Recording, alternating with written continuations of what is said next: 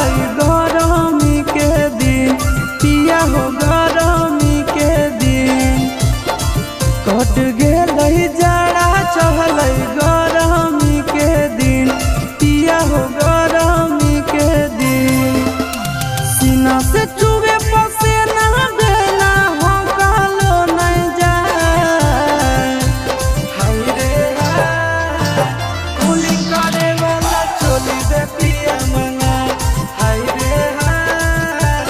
कुली करे वाला चोली दे पिया मंगा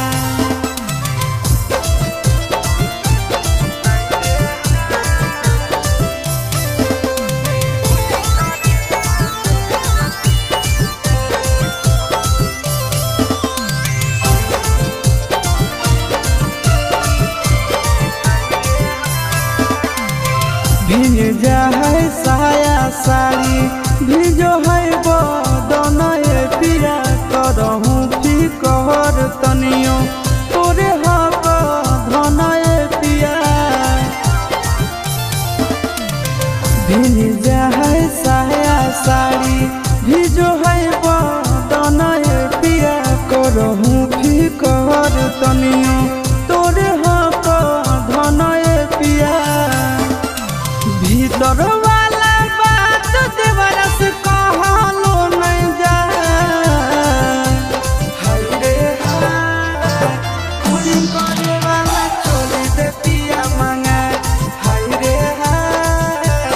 कुली करे वाला चोली दे पिया मंगा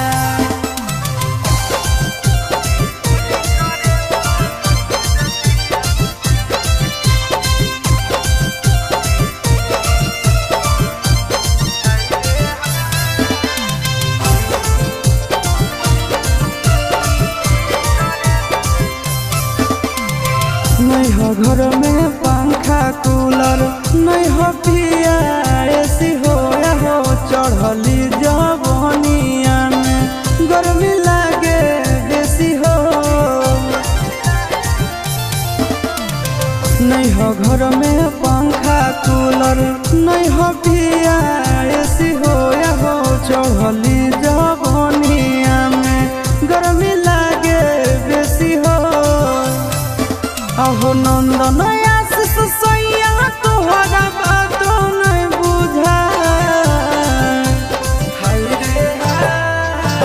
कुली करे वाला चोली दे पिया मंगा हाय रे कुली करे वाला चोली दे पिया मंगा दीजिए जी।